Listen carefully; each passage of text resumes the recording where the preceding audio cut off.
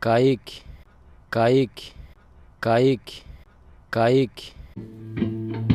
Yeah. Woo. Ooh. Third degree, the Third Degree Net Podcast. The Third Degree Net Podcast. Third Degree, the Third Degree Net Podcast. Third Degree, the Third Degree Net Podcast.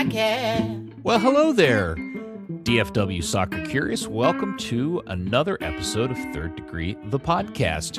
Unfortunately, Dan Crook will not be joining us today. He's a very busy man, but that does leave you, myself, and your hero, my hero, everybody's hero, editor, founder of thirddegree.net, and the original soccer influencer himself, Buzz Carrick. Howdy, Buzz. Hey Peter, if you hear any birds chirping or dogs barking, it's because it's the perfect temperature of 65 degrees, and it's a beautiful sunny afternoon here, and the windows are open. It couldn't be nicer.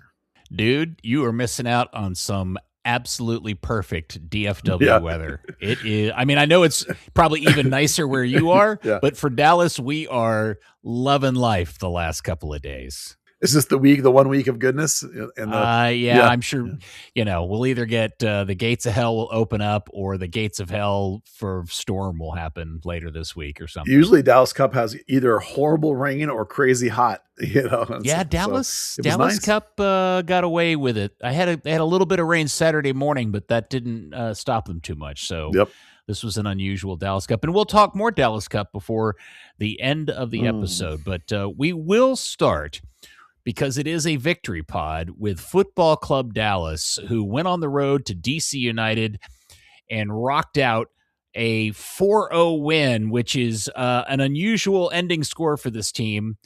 There's been games where they've scored 4 goals in the last several years, but I don't remember the last time they scored 4 goals and got a shutout. And I also want to point out, Buzz, I'm not sure which part of that result I'm more excited about, scoring 4 goals or getting a shutout. One of both. I mean, it's a thoroughly quality performance across the board. I struggled to come up with a negative for my a breakdown I did. I have one sort of, I'm not going to call it negative, but it was Michael Colodi, who was both positive and negative, but like that was the worst I could come up with for my whole negative section was basically like there wasn't anything. Like it was really hard to find anything to talk about that wasn't good. Like every player was good. You could have picked like 5 or 6 different dudes for man of the match. I know which one you're gonna. You looked at me like the dog listening to you. Turned your head. I know which one you're gonna bring up, but we'll get to that one too. Even that one's still just like half and half. So. Yeah, it was a comprehensive quality performance on both ends of the field. Offense and defense both working as intended. Really good game. Yeah, it is a fantastic result all the way around. And I will start with the Beaver, who, Buzz, I just want to give you your props again. You predicted at the beginning of the season that Logan would have a breakout year. And, man, you are totally on track. He scored 4 goals now, 2 goals back-to-back where he's just sweetly pillowed a ball out of the air and finished it very nicely. And, everybody's talking about how he just kind of takes this ball out of the air. I don't even think that's the best part of the goal. I think the best part of the goal is the fact that he has a level of maturity and forethought to take a second touch to freeze Sean Johnson and get around him to finish a little bit more easily. I thought that was the best part of that goal on Saturday night. Oh, it's a superb goal, and it just shows that quality touch, he's done it twice now, so it's not a fluke, No. And basically, like, my take on him was back in the last season, he looked like a guy that figured out how to be really comfortable. It was like, you know what, I'm good enough. I'm better than half the people I'm playing against. I'm better than all these defenders. And once you get that kind of confidence, that comfort level, I was pretty sure he was going to carry it over, particularly when you're playing next to a guy like Peter Musa, who gets all the eyeballs. Parrington is very free and clear of attention, so that makes it even easier for him. Not that you give Musa credit for Parrington, but it's all part of it. That the pair is what's important, and part of why Parrington has such a great year. But mainly, it's just the confidence. Confidence is everything, man. When you feel like you can do it, and you know that you're better than the guy that's covering you, that's when it all comes together for a kid like that. So, and just trying to break the game apart. And look, we're not being unbiased non-fans if we don't at least admit DC United come into this game with a bit of a mixed bag of both results and status of the season, but they also were really better at home and hadn't allowed a lot of goals at home or over the course of the season. And Dallas essentially doubled their the amount of goals they had allowed. So, but they also weren't very dangerous going forward, and Dallas really helped continue that streak for DC United. Okay, so anything that I have to say that may come off as negative is me super nitpicking, because I do think these are the things that I think are going to separate whether or not this team is actually really good, meaning it's going to make some sort of MLS run, or if it's just better than the bad teams in MLS. All right. So the thing that really the one player to me that I have been consistently, I don't know if frustrated is the right word, confused by is Kayik. Yep. Because Kayik arrives with a level of enthusiasm and effort and, oh crap, I turned the ball over, I'm going to go get it back kind of energy that I really want in a player for Dallas. But I also want him just to stop turning the ball over as much as he does. I mean, if you're, I just think that's something I'm a little bit concerned about with him in there versus a Kappas. And I thought just starting there, and again, I'm nitpicking, but were you surprised that Kayik started over Kappas in this game? I was, but Quill had a quote, I don't know if it was before or after, where he talked about, he has more than 11 players he thinks deserve to start. So I'm okay with a little bit of rotation. I'm going to call it a little bit of mixing pieces up from time to time. You want people to feel like they have to bring it in training during the week if they're going to get into the 11. This is a good thing. It's okay to. I think there's a chance Kappas has been carrying a knock, because there was a game he was questionable and there was a game he got subbed early.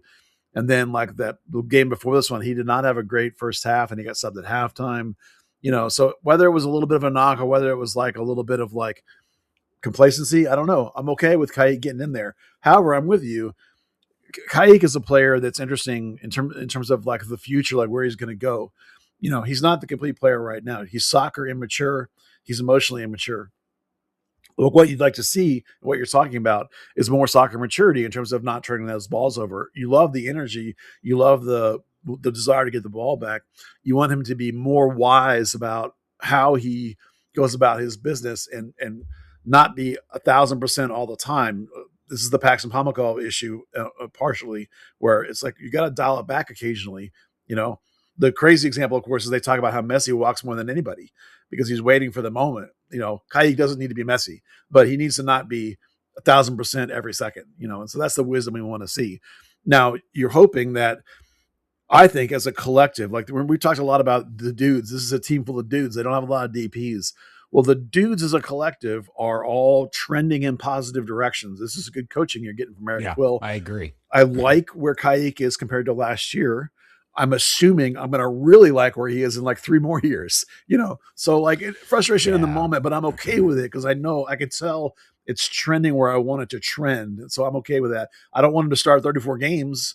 I want him in the mix with Ramiro and Kappas. And matter of fact, if all 3 of those guys get into the season on 22 starts each or 25 starts each instead of 34 each, that'll be a good thing, particularly Ramiro, who's going to burn out. You're going to want to have to sub him some with those guys, I'm really glad you brought this aspect of this up because, and I think this applies to Delgado too, which is a U22 player. I mean, the money spent on Kayik, we all were like, really? That's a lot of cash for this. Such an inexperienced young guy, obviously has his own pedigree and everything. But I do think the interesting kind of way to look at the Delgado Kayik kind of inconsistency, moments that are really great, moments that aren't so great, kind of back and forth that we get from both of those players is the fact that in some ways this is exactly the kind of young player model that we want them to do with kids that come out of the academy, which is, hey, we're growing these kids. We're trying to turn them into professionals.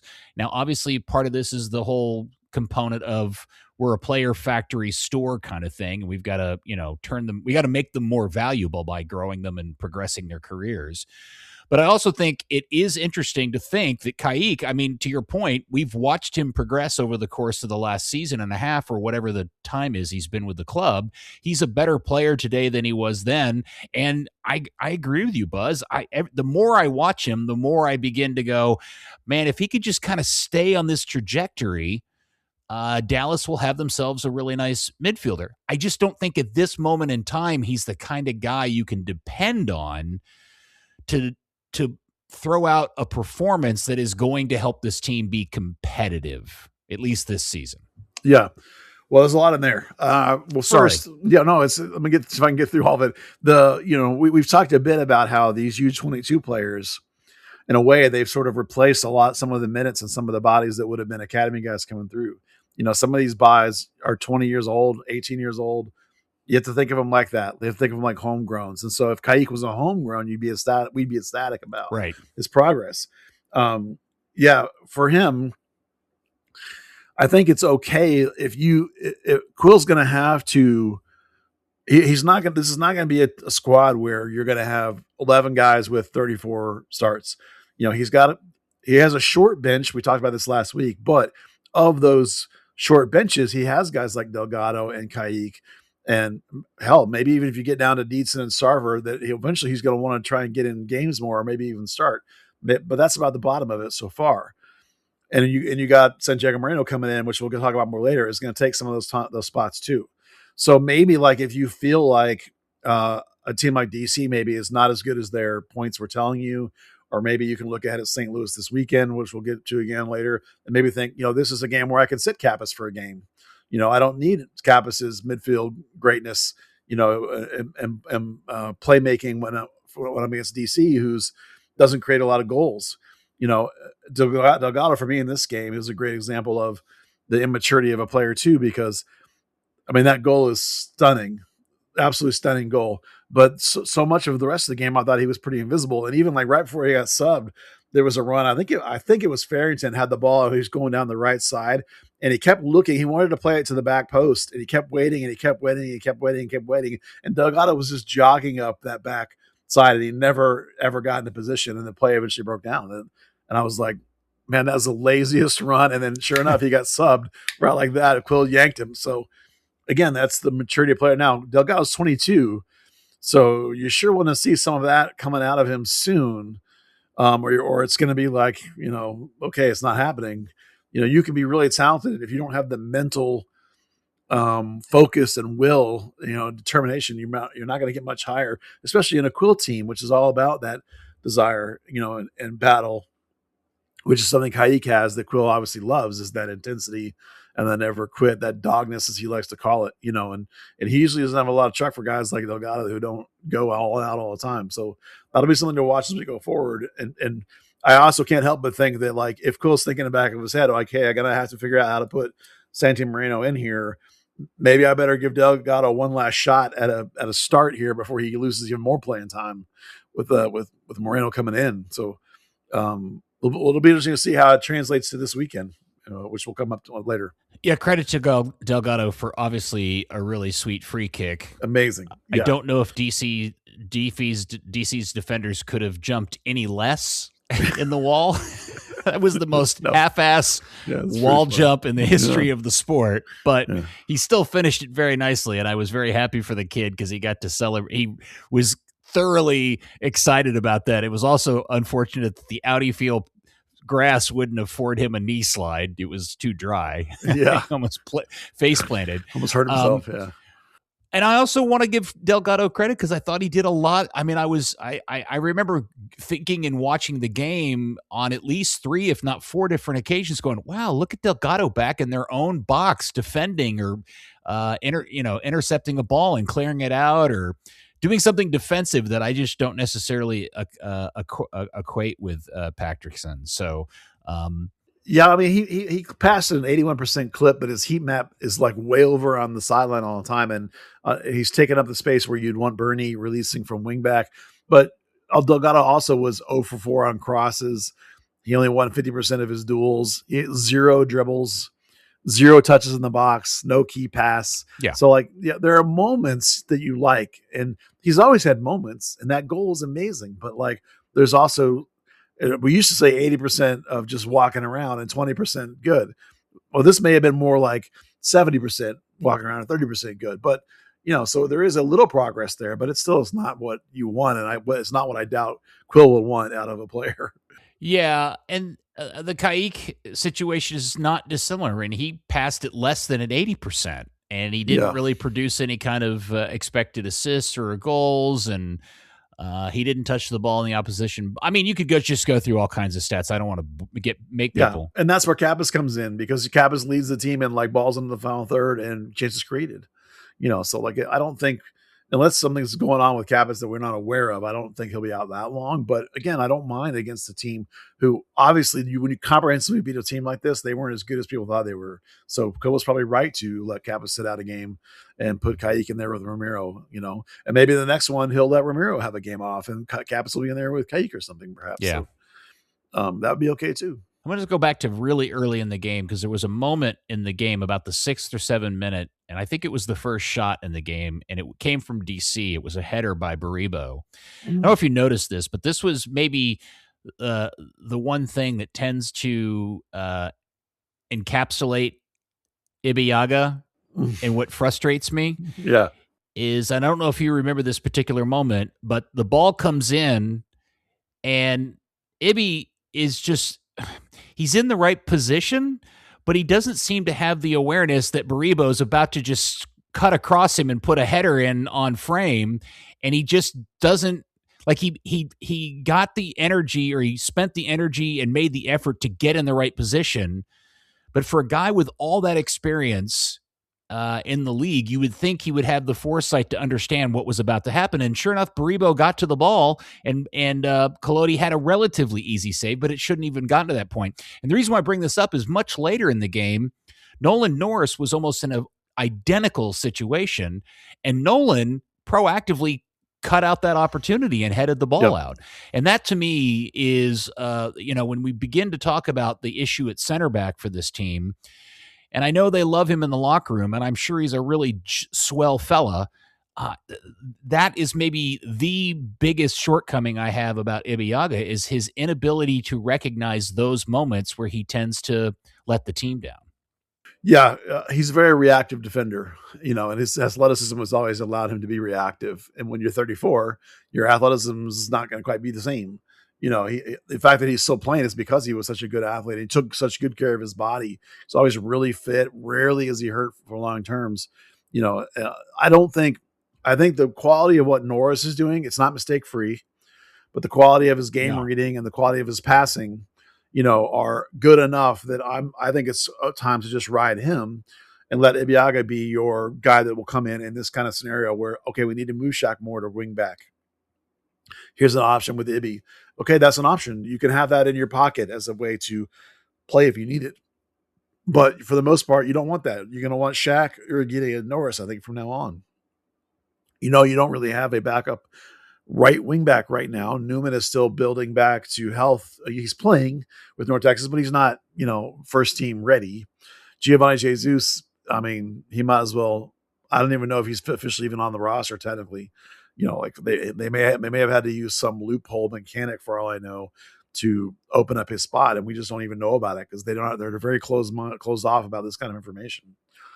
I'll be stunned if you ever see that guy play for the team again. So like Shaq Moore is basically your backup right wing back. So you're going to need the ability to use Ibeagha as a starter. Maybe 10. If Ibeagha gets 10 starts this year, that I'm okay with that. That's about it. I don't want him to have any more than that. I want Norris to have all the starts. And most of the time I want Johansson at right wing back, so Moore can play the other center back spot. Yeah, I have to say that was one of the things that I was not prepared for, is wishing not only Shaq Moore to go back to center back, right, but also the fact that he was having the most anonymous performance at right wing back. There was long stretches of games I had forgotten Shaq was even in the game at that position. Well, I think part of his becoming a center back is that he's had to become more patient and a little more stay at home. And it's hard to turn that switch back on when you have to go play right wing back. And all of a sudden you got to be Bernie, flying up the field. I don't think it'll be happening much because, we've talked about Johansson. While Johansson has some defensive qualms from time to time. What he brings offensively is really nice, and the service into the box, and he's part of why Moose and Farrington are having the seasons they are, is because of his chances created. He's creating, tied with Kappas, right? We talked about that. So I don't think that more long run is going to be much wing backing anymore. I think the club is desperately trying to get Newman fit again. Matter of fact, we'll talk about what happened with North Texas later with him, and you'll see what I mean about they're almost forcing him to get fit as fast as possible because they know they need somebody over there on the bench to play right wing back from time to time. So, there's not really a left wing backup either. Torquado's down there in North Texas looking good, but he's not making the bench either. So there's some weirdness at the outside spots. So far, Quills just happened to use regular old wings in that spot, which isn't actually ideal. So,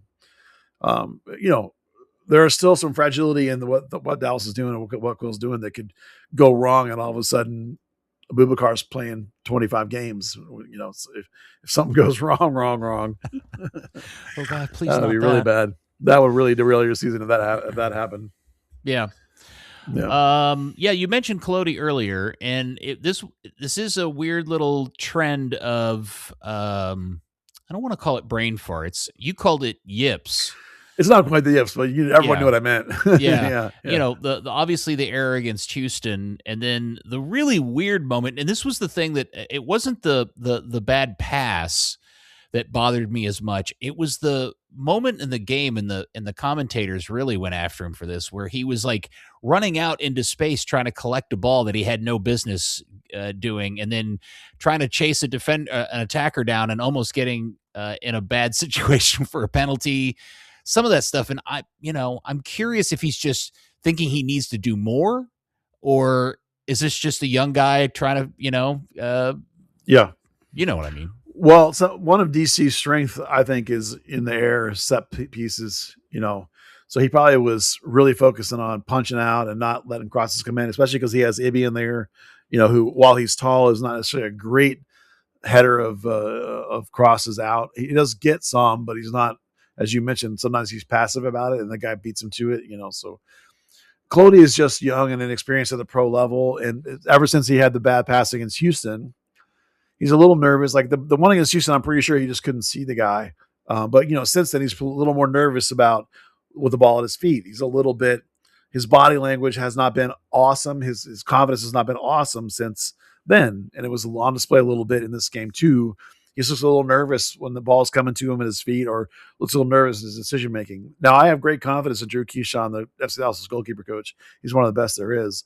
So I'm sure he'll get Colodi feeling good about himself and get him going, and it'll be all will be well. But again, we're talking about a guy who had a clean sheet and 4 saves. It's a good performance, but we're looking for little things to sort of give us talking points to discuss, and one of them is Colodi is a little bit off his game mentally, I think, since he had that gaff against Houston. I thought, obviously, Urhoghide had an amazing game. Oh, he was huge. Yeah, he continues to be super solid, and credit to the front office for finding him and getting him in here in the first place. Please go find his twin. Yeah. I was also really impressed by Ramiro's game. I thought Ramiro had a really solid performance, and kind of the thing that you need out of that guy. Yeah, that might have been one of his best games, actually, for FC Dallas. I thought you're really good. I thought he was really solid. Bernie is a mixed bag from game to game, and this isn't much different. But what I will say about Bernie that I have noticed this season is, while it's not every time he tries it, Bernie's ability to put in a really sweet ropey cross has really improved of late. Unfortunately for him, more times than not, there's nobody anywhere near where he's putting it. But they're generally in pretty good spaces, and they're really well paced, and they're not the floaty kind. They're the kind of ropey one that you want more direct. They're really dangerous, and I appreciate that out of Bernie. Well, having a lefty left wing back, that's probably his best trait, is going to be that whipped in cross from over there. You're not going to get the drive inside and get the switch foot shot out of him from that spot because he's left footed, but right, like you do when you're on the right. But I think he's a much better player on the left than the right because of that. His ability to get past the defender and get a ball in. There's not a lot of guys that have that pace on that cross combination. So it's a nice tool to have when you have 2 relatively big strikers. Both well over 6 feet. And both capable of getting on the end of strike crosses with the head or the foot. Now, neither one of them is blistering. Like maybe Brady needs to pull it back a little bit because neither one of those guys is a track star. But if you give them a chance to get up there and get in the box, you're going to have a good chance if you get that ball in. So, I'll give Bernie credit for that. And you're right about Urhoghide, but he has 17 defensive contributions. I mean, that's just a monster game. He was 8 for 11 on duels. I mean, it's just phenomenal. Yeah, he's one of the best they've signed in quite some time. And, absolutely. I know everybody has their eye on Musa in terms of worrying about getting pinched.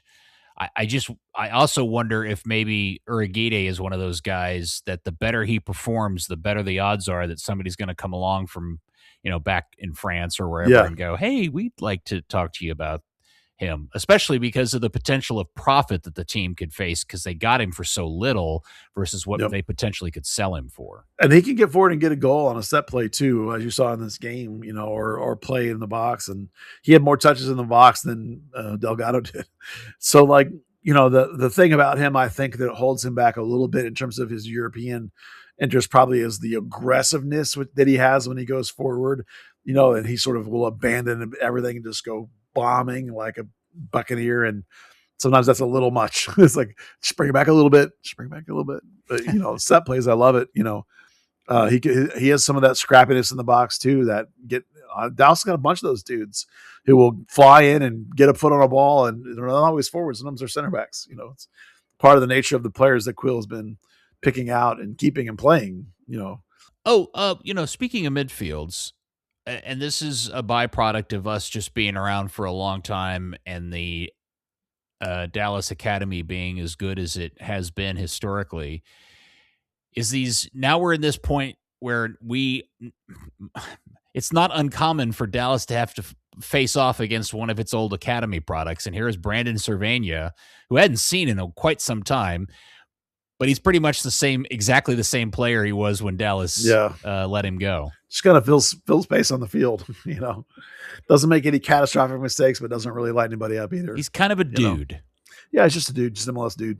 Well, I was watching him and I was thinking to myself, would I rather have Brandon Cervania than any of these other guys that Dallas has in the midfield right now? No. I'd take Surreal back, though. Different question. Oh, yeah, 100%. Surreal could be the 6 that this team needs. You wouldn't have needed Ramiro if you'd have kept Surreal. Right, 100%. I completely agree with you on that. Locker room and back to side on Ramiro. But, Edwin's a quiet kid, but yeah. He's turning to what Jordan Stone could have been. He's the modern day Daniel Hernandez. No, Daniel Hernandez is raging. Oh, come on. Edwin's got that nasty streak. He's a little bit, but he's not Daniel Hernandez. No, he's not. But that's why I'm saying he's the modern day Daniel Hernandez. Yeah. If you combine Chad Deering with Surreal, you would get Daniel Hernandez. Not too fast and willing to rip your head off. Physically and verbally. Yeah. Well, it was weird to see that. I also thought seeing Lucas Bartlett look even older than I didn't even recognize him. Dude, he'll be 29 in the league. I know, but it's like he was old when the team drafted him, and now he looks like he's almost 40. And then I also felt bad for him because he lightly grabbed Ramiro's arm, and Ramiro went down like he'd been shot in the head, and that led to the Delgado. Well, that was the thing we said about when he got picked. I don't care how good he is; he's 25 already. You should be 22 coming out of college. It's like half his career is over, and he's just now coming out of college. The chances he's going to play much past 30 are slim. So it's like, well, he's put together a pretty decent little MLS career, though. 2 years, 3. So. That's it. He's almost done. Yeah. I'll be 29. All right. Back to the good guys. And then weirdly at the end of the game with a 3-goal lead, not weirdly, but maybe I was pleased to see this. Quill makes a triple substitution, throwing on Benjamin, Sam Sarver, who we hadn't seen in a while, and then the debut of Santiago Moreno to the team. I thought I saw you tweet something like, oh, this is going to be really interesting or good. I saw the one little sweet little pass he made in the box. Dude. But I'm curious what you saw in 5 minutes that got your buzz pants going crazy. Yeah, like every touch, he would take a touch and then he would go take a little move and he would be by a guy. It was like, or he would open up a shot or like Uh, it was just ridiculous. In 5 minutes, he had an XG of 0.6 in 5 minutes. 5 minutes. Did he shoot? Yeah. And he had a 0.2 assist G, X assist. Man, I must have fallen. I must have stopped paying attention at that point because I don't remember him shooting. I remember the little cheeky pass from the top of the box to try to get it to Musa, where he kind of like cryo passed it or something. That's not the right term, but you know what I mean. Yeah, I know what you mean. It was a no-look pass. Let me put it that way.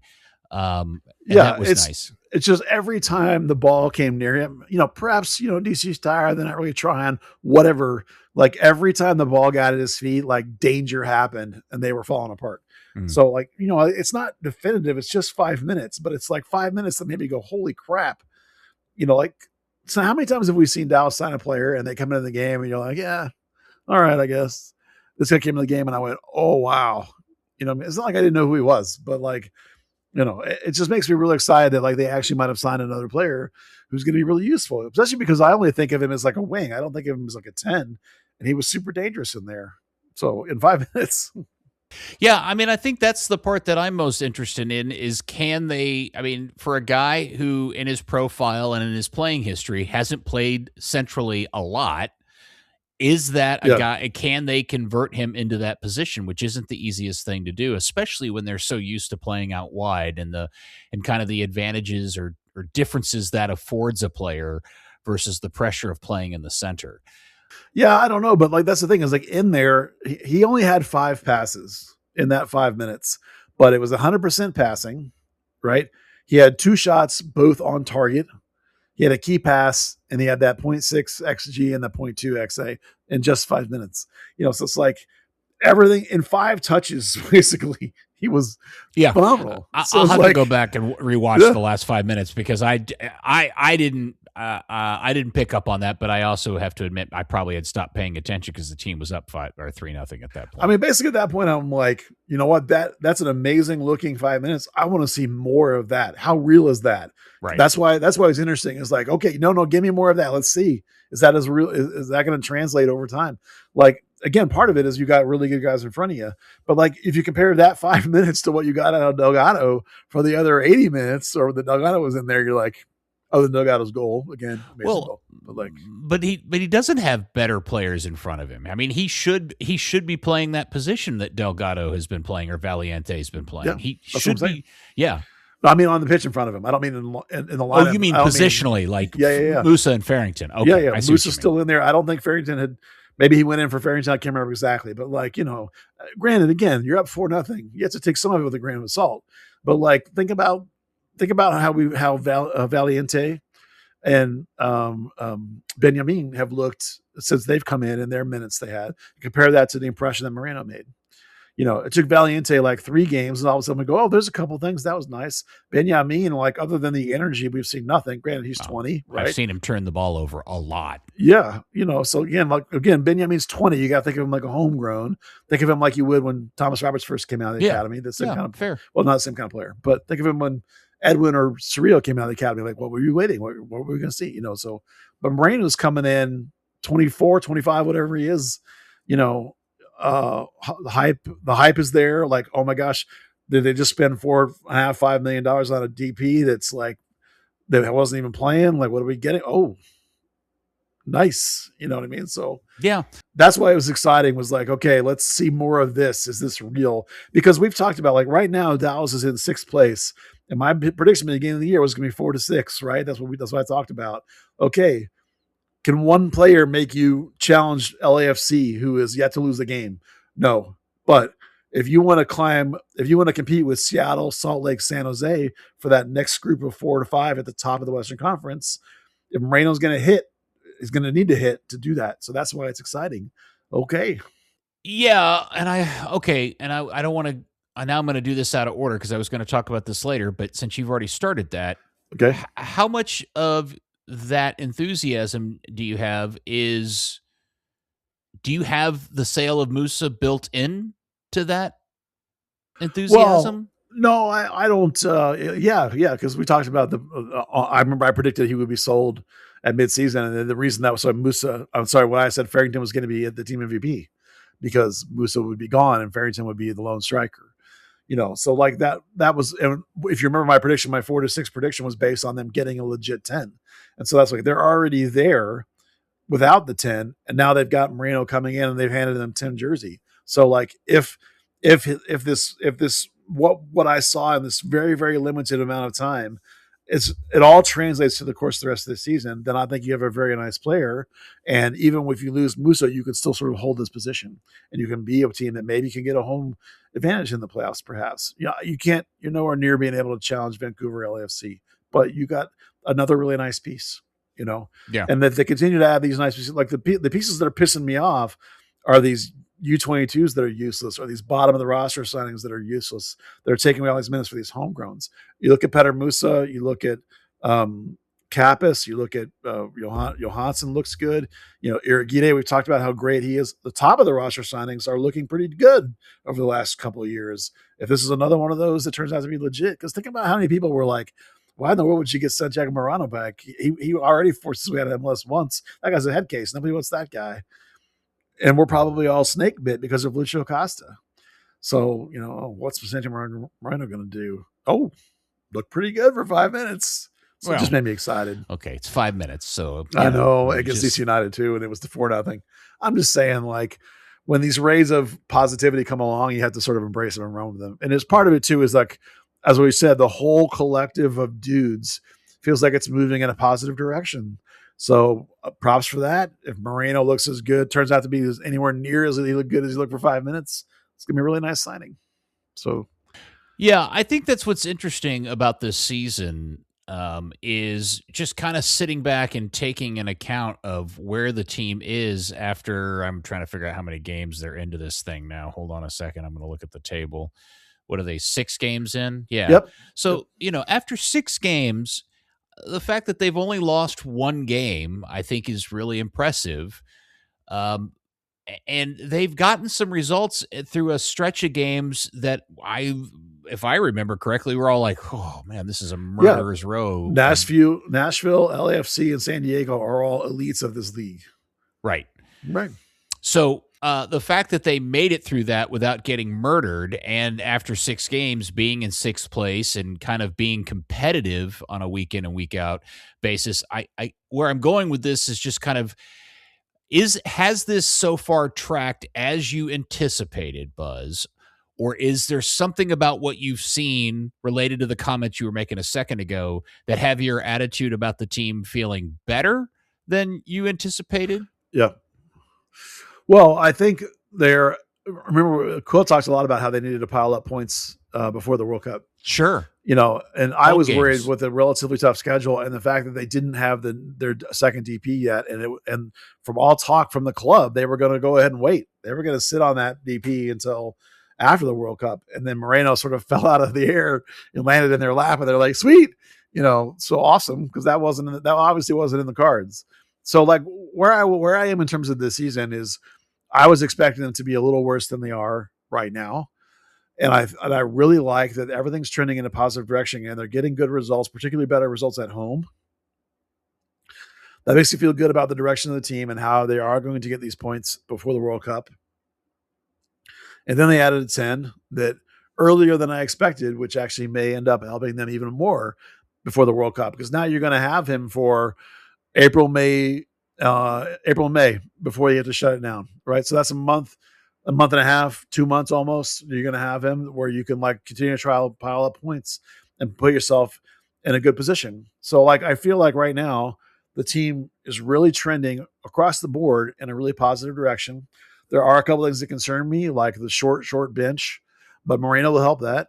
I'm afraid the World Cup actually is going to give them a nice rest in the middle of the season. So maybe that short bench is okay a little bit when you're going to have like this month and a half off, so I feel really positive about the direction. And then I just get excited about Moreno because I was worried, like everybody else was, like, does this guy even want to be here really? Or is he just doing this to get paid?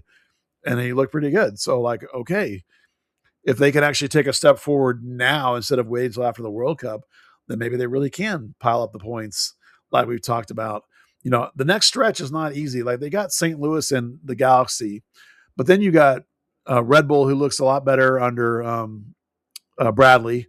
Real Salt Lake's very good. Vancouver's very good. San Jose is very good. So like you got a couple of tough ones again, and then you finish with with Colorado, which is terrible, right before the World Cup. So, there's some chance to, I say Colorado's terrible. They're only like 2 points behind Dallas. So like you have a little bit of a chance here to get a few more points, and then you get another tough run. And if you could come through all of this in a good position, this top third of the Western Conference, and they get to feel really good about the direction your season's going. Yeah, and just to kind of paint this picture for everybody, there are 9 games left before the World Cup break. And as Buzz mentioned, Dallas has St. Louis in town this week, and then they have a week off, and then they have to go, and then they host the Galaxy on the 18th, and then they host the Wild. they host Minnesota on Wednesday, so that's 2 games in a week.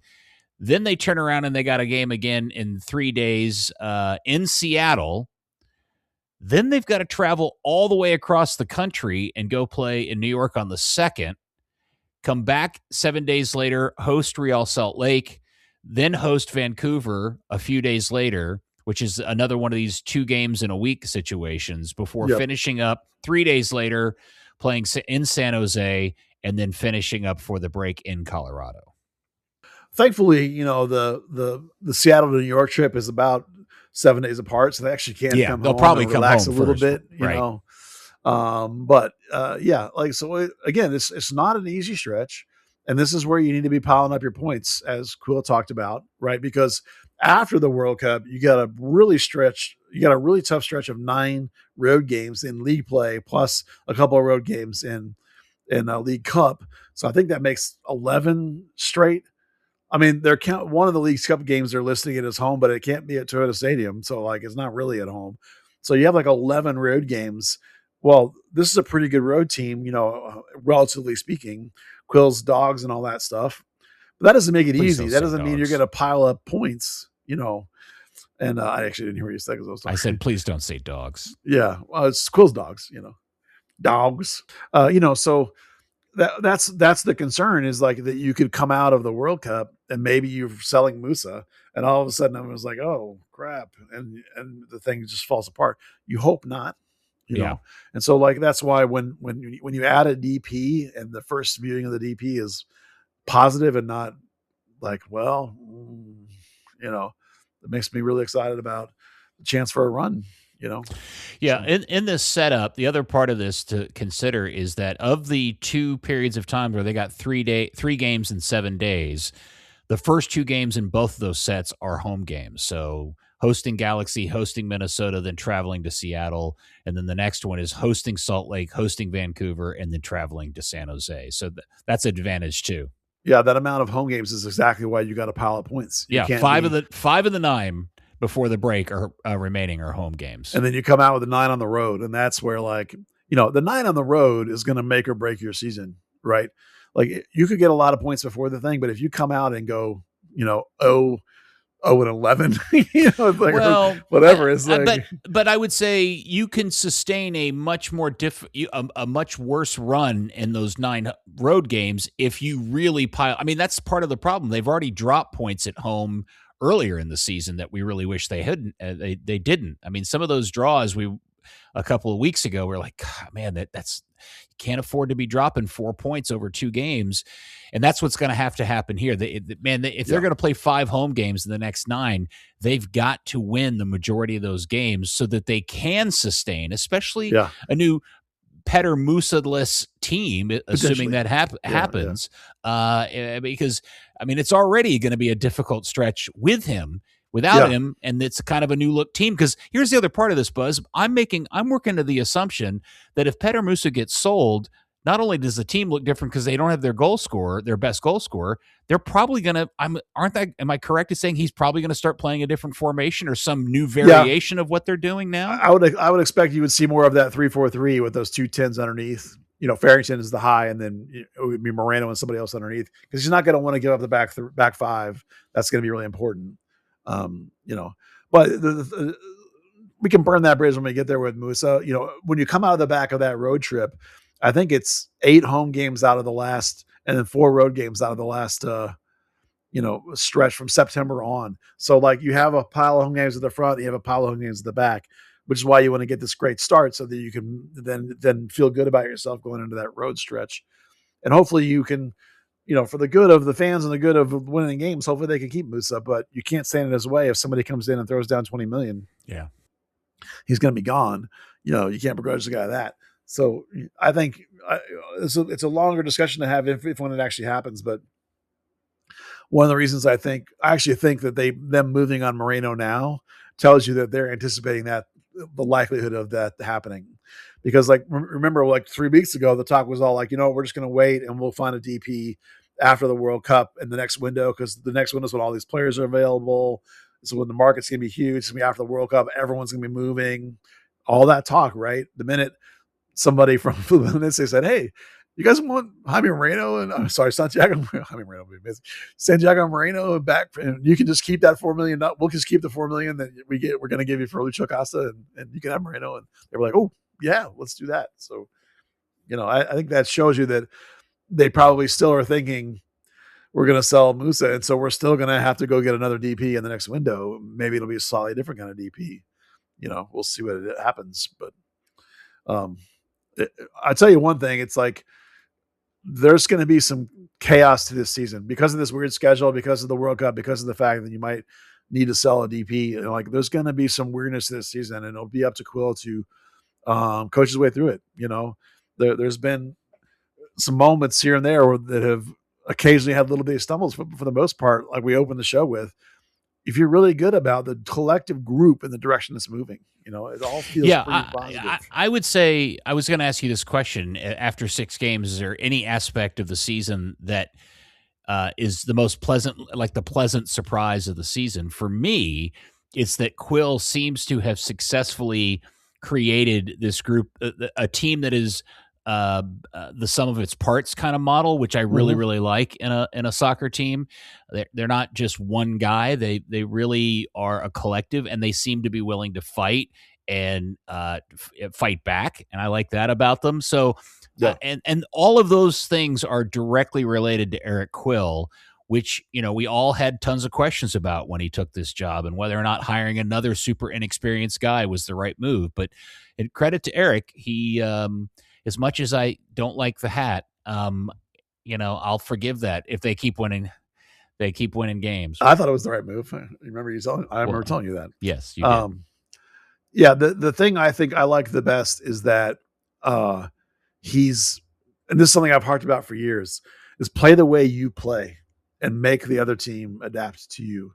And Quill's team plays the same way, even if he changes the formation slightly or changes the personnel slightly, they still play the same way. They don't change the tactic. They maybe add a little press component. They maybe bring in an extra mid, take off a striker. But otherwise, like the intensity's there. The style doesn't change. They don't try and out ticky-tack somebody. They don't try and seek great possession against teams. That's not what they're about, right? They play the same way all the time. And I think that's good. I like that. Yeah.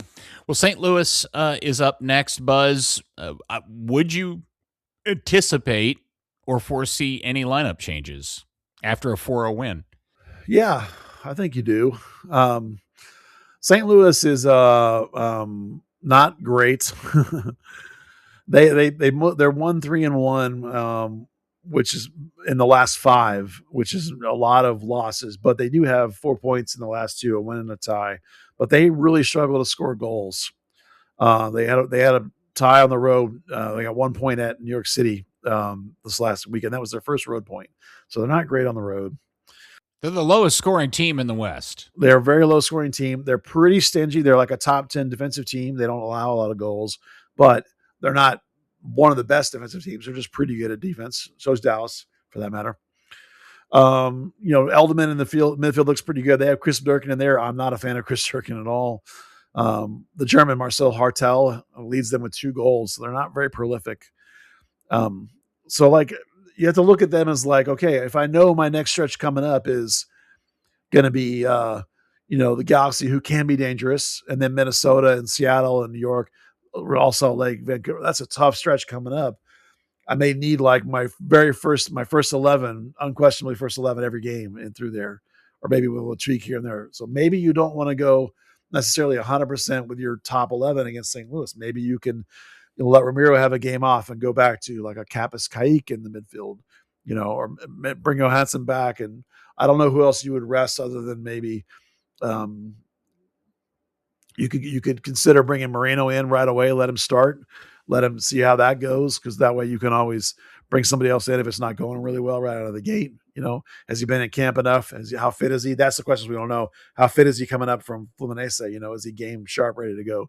More than likely, he probably might get bumped up to like 30 minutes off the bench instead of a start. But when you got a DP, you're paying a lot of money. You better, someone's just like, get him in there. So I could anticipate some changes. Maybe instead of you could go to the 3-4-3 and bring Valiente in and put Moreno with him underneath a Musa or underneath a Parrington if you wanted, something like that perhaps. Or maybe you could bring Valiente back in and then do what you did this last time and bring Moreno in for one of your forwards and go more of a 10 that way. So there's some options there, and I think this would be a good game to do a little bit of that, and in particular maybe give Ramiro the game off would be probably my suggestion. You know what else we're going to get Saturday?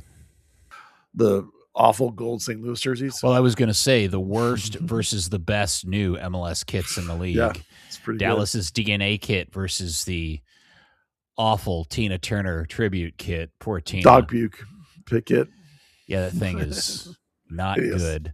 So that'll be a visual feast for everybody on Saturday night up at Toyota Stadium. It's not a good looking jersey. Good stuff all the way around. All right, very good. Nice review. Let's move on. North Texas had a big win themselves. They've been needing this for a while, Buzz. Yeah, they clobbered Salt Lake City 2, who's not Salt Lake City 2, excuse me. Sporting Kansas City 2, the other SKC.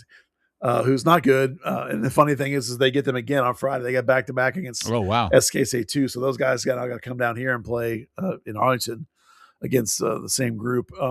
Interestingly enough, they still play in a 3-4-3, which how you know in part that it's still part of Quill's package that they're playing this 3-4-3. And they made Enzo Newman, who we've talked about how they're trying to push him quickly to get fit. They made him play right center back. So he needs to play the whole game as much as possible. Put him in. I don't care where you put him on the field. He needs to run around. So that was weird. And they had Ricky How'd Lewis. He do? They won 4-1, so he was fine. Ricky Lewis played wing back. Torquato played the other wing back and looked really good. My dude Swan is terrific. If they didn't have these 18 U22 central mids, Swan would probably be on the bench all the time with FC Dallas and getting minutes. He's doing really well. Their guy Nice, the guy that's from the Belgium kid out of college, scored again, so he's now got 5 goals as a 10. I don't know if there's enough there to get to MLS, but there's definitely enough that he could. I already think he can go USL Championship at some point, which will be interesting to see how that plays out for him. One of the things that we talked about, we predicted would happen this season is that they're going in North Texas with an older team than in the past. Like pretty much the whole 11 is guys that are either signed as pros or they're homegrowns. Like half of the starting 11 were homegrowns or first team roster players like Lewis coming down, or Natty James, the guy that they've signed from, is it Team Tier Jamaica? I'm a jerk. I don't remember which one it is. Who's a 23 or 4, so whatever he is. So there's just an older team than we've seen before. Not a lot of foreign guys, but just 1 or 2, but older, not a lot of no academy kids started. They had 3 or 4 off the bench who got in at the very end of the game. Flowers again, who's the 14-year-old, and my guy, Sam Sade, who's the Brazilian kid, who's a 16 that I really like. Christian Wygant got in, who's a 17-year-old right back. I think it's quite quality. So, but the bulk of the roster is a bit older, so they should be winning these games. They should be at the top of the standings. Their focus is still on winning in North Texas a lot more than I might like. But at the same time, they've signed too many players. They have their roster really has 35 players on it because they have these homegrowns that aren't really on the FC Dallas roster. So those guys all need to be playing, and they are. So that's part of the development squad is some of these players that they have that are GAs or whatever else are getting a lot of playing time, and that's okay. Maybe I'd like to see a little more academy than they have, but they're not doing that. So it is what it is. All right, very good. And then Dallas Trinity, Pegasus got a big win over the weekend over Spokane. Yeah, 3-1 over Spokane, who admittedly is not great, but that solidified fourth place. Trinity is now 6 points ahead of the fifth place team, which is pretty good, pretty solid. Missimo actually looked better than she's looked in a while, so that's trending in a positive direction. The Stainbrook, their new ad, looked really good. If Trinity has possession, they're really, really talented. They get beat if they get turned over. They're not very good at transition defense. So the way to beat them is to turn them over and get at them fast with pace, because they're not really good at one-on-one marking like on the outside, and you can split their center backs with pace too. So Spokane let them have too much of the ball, and they were doing really well, and that's why Missimo looked better. Ubagago looked good, as she always does. Lancaster looked pretty good. Most importantly, the newest player that they just bought a player, Peter, you might not be aware of this. They just bought a player from another team in the league. It's Yes. very European. Jasmine Hamid, who's Bill Hamid's sister, they just sort of like, here's a chunk of money, give us that player. And it was, the last place team was like, sure, we'll take the money. So don't know how much, but she came in, looked really sharp. It was just about as exciting as Moreno, where she came in and was like, oh, what an exciting player. What position does she play? She's a winger. She's a winger, but she scores a lot of goals and assists for them. Basically, like, you may not remember, but they had a Bolt, the right winger that was on loan and went back to the NWSL, and they were missing her pace and verticality and ability to get behind people. Lancaster's a nice player over on that side, but doesn't play the same way. Lancaster's really better as an off striker, like a Christ type thing. And so Hamid is this kind of legit like right winger that can balance out Ubagagu on the left and give them a better balance up front. They have the same problem with Dallas will do. They'll have more players that are quality than they have spots, but that's for the coach to work out. So, but she looked really nice, really quality signing, really good addition. It's not like she came in out of nowhere. I mean, she's been playing the whole season for Fort Lauderdale, so she's fit and ready to go. So it was good to see her come in and look pretty sharp. So the 3 or 4 or 5 signings they've made over the last month and a half have all worked out pretty much. So they've righted their ship a little bit, and they're moving in a good direction. Well, good for them. Nice to see them get a win. All right, nothing Atletico or Rodeo or anybody else to talk about, but we will finish up with a bit of Dallas Cup. So big surprise last night. Philly ended up beating Botafogo on PKs. Philly was really good through the tournament. They clearly have taken over Dallas, and Dallas has fallen down in terms of the best quality academy in the league. I don't even know if Dallas is second anymore, but Philly clearly is the belle of the ball. Yeah, and credit to them. And by the way, congratulations to Jet Harrison, who's from here and plays for Philadelphia. He was with DKSC up until like 2 months ago. He just moved to Philadelphia Union's Academy. But he won Dallas Cup with DKSC last year in the U16 group. And now he plays up with Philly, and they won the super group with him as a 6th. Good player. Yeah. Yeah, anytime you beat a Brazilian club in the super group, that's a big achievement. There haven't been many American teams that have won super group. Three. Yeah. So Dallas Texans in 2006 and FC Dallas in 2017. Those two. Yeah, good stuff. And then Buzz wanted to discuss an FC Dallas down the age group incident. Yeah. So the U12 bracket, FC Dallas won their semifinal game, but they did it by playing a player on a red card. And so they got then forfeited that game, and they did not go to the final. They were to the semifinal. And there's lots and lots of talk floating around about, should they or shouldn't they have tried to play this player? And maybe there was a problem with the player not being marked out on the roster sheet that gets turned in, and asking the referees, and the referees not knowing the answer, and then the thing going up to the match commissioner, et cetera, et cetera. And somebody may have said, yes, you can play him or not, or we don't know, or it doesn't matter. The thing is that the kid had 2 yellow cards in the previous game, and 2 yellow cards equals a red card. And you and I and everybody else knows when you get a red card, you sit out the next game. Everybody knows that. Yeah. The idea that there's a difference between, 2 yellow cards doesn't mean you sit is ridiculous. So like, it's absolutely, to me, absolutely inexcusable that the coach was like, I guess we'll play the player. Now, he's a great player. I have no idea if he's the best player or not. People tell me he's their best player. It doesn't matter. As a coach, that a player that got a red card can't play the next game. Even if some dumb ref or some dumb match official tells you can, they can't. Because you've now cost yourself, and I don't care who told you could, you've now cost your team a chance to play for a championship. These kids are 10, 11, 12 years old.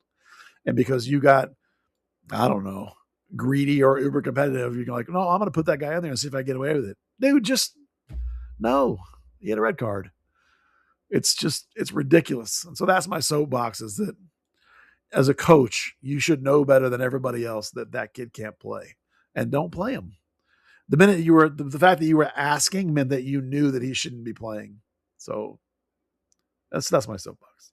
It just makes me mad that, like, you've taken away an opportunity from these kids to compete for a championship in one of the most prestigious tournaments in the United States because you couldn't handle not having your one player for a game. Yeah, I got I got a bunch of questions about how that went down, but fundamentally at the core of it, you're correct. You know that your player on two yellows is getting suspended. I mean, if a match official came to you and said, "Oh, by the way, your player is available and can play," you're like, "Wait a second, that doesn't make any sense." No, coach, I'm telling you, he can play. I'm signing off on this. I would still want to go and talk to somebody else and get like a lot of confirmation. And then the question is, that didn't now that happened. The coach is like asking somebody, and they probably asked the wrong person that didn't know the answer to the rule. Because maybe there is a tournament out there somewhere, Buzz, where if you get 2 yellow cards, it's not a suspension for the next game. I don't know. Maybe that exists somewhere in the universe, but fundamentally, maybe it does, but I've never heard of it. Well, I think the point of it is this: if he's that good of a player, it's not like you're going to put him back on the field and nobody's going to notice. Right. I mean, I'm quite sure that the other team noticed right away. Sure. Chose to play the game. And then when they lost, they were like, hey, by the way, that guy had a red card. Right. I mean, they're not dumb. I'm just saying that, like, and I don't know. It's up to the coach to know this. I think I would have wanted, I'm not, the details are all just hearsay of like, who was this? Was it on that or whatever? Yeah. Right. The factual details are the kid had 2 yellows, which is a red card. Right.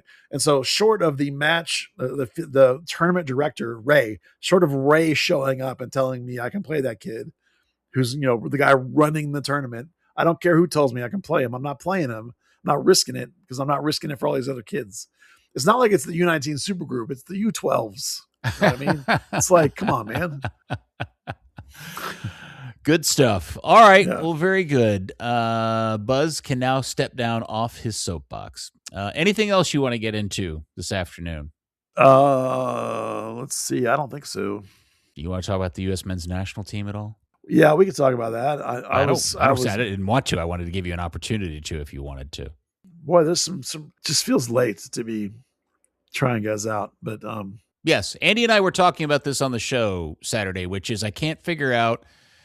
Andy and I were both like, is he playing 4D chess and he kind of knows what he wants to do, so he feels like he can afford to try and test the bottom of his roster kind of thing? Or is he completely in panic mode like, oh man, I have no idea what I've got. I have no idea who my best 11 are.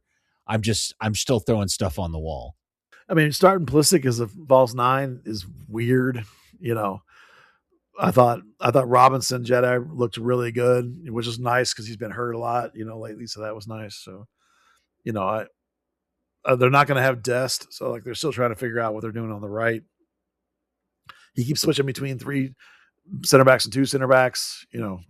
I think it feels like he doesn't know what he wants to do yet. That he's panicking. He's like, oh my gosh, I'm in trouble. Yeah. Like I watched those 2 games and thought to myself, it won't shock me if the U.S. doesn't get out of the group. Oh, yeah, they're absolutely going to get out of the group. They can best third place teams will get out. I mean, they would essentially have to get 1 point, Buzz, from 3 games. I know, and that's what I'm saying. Like watching those 2 games, it would not shock me if they don't get out. I'm not predicting they're not getting out. I'm just saying it wouldn't shock me because Australia is not colossally horrible. Turkey's pretty good. Yeah, Turkey makes the group more difficult. I think Turkey being added to the group takes this from being a group that the U.S. should win to one that, okay, first or second's great. If they have to go out as the third place team, I think that is even more problematic. But I also feel like there's parts missing that are going to come back to make the team better. And the U.S. also historically, Buzz, as this generation, tend to show up and play better for the bigger games than they do the ones that don't mean much. Of course. But that's what I mean by, like, I walked away from those two games thinking, you know, I can see losing to Paraguay and losing to Turkey. And then if you draw against Australia, you're not through. Yeah. I mean, that's now that I'm with you on paper. I'm like, this is a group this is a group that the United States should be capable of winning on paper. But watching those two games, I thought, I now wouldn't shock me if they finish third or fourth and don't go through. Yeah. So interesting. Okay. You know, I'm not saying they will. And when I see the real roster, I'll tell you how I feel about it. But yeah, so those two games did not inspire me. Initial 55 has to be sent in by May 11th. And then the cut down happens on the 25th, I think it is. Yeah, you know, just without having any qualifying, he didn't have a chance to really bloody his team, right? So he's still looking for answers, and that just feels problematic to me. But you know, the dude I think is a quality coach, so I'm sure he knows what he's doing. But maybe he's just convinced, like lots of foreign coaches are, that the U.S. roster is just crap. Yeah, 100%. You know. All right, very good. Well, Buzz, good chat. Thanks, man. As always, it's good to talk soccer with you. Yes. My favorite thing in the whole world. All right. Well, hopefully Dan will be able to join us next week. Thank you, buddy. It's good talking to you. And thank you, DFW Soccer Curious. Oh, don't forget to go out and get your Curious shirts over at Buzz's t-shirt shop. There's lots of good ones in there. Your favorite teams to be curious about, or the general DFW collective curious. Any of that will look good on your bod for the mere low price of... I don't know. Oh. I don't have the prices memorized. He doesn't care. $25, whatever. Yeah. Something like that. Yeah. All right. Very good. So thanks, guys. Thanks for listening. We will speak to you next week on another episode of Third Degree, the podcast. Go buy a shirt. Or two. Third Degree, the Third Degree Net Podcast. Third Degree, the Third Degree Net Podcast. Third Degree, the Third Degree Net Podcast. Third Degree, the Third Degree Net Podcast.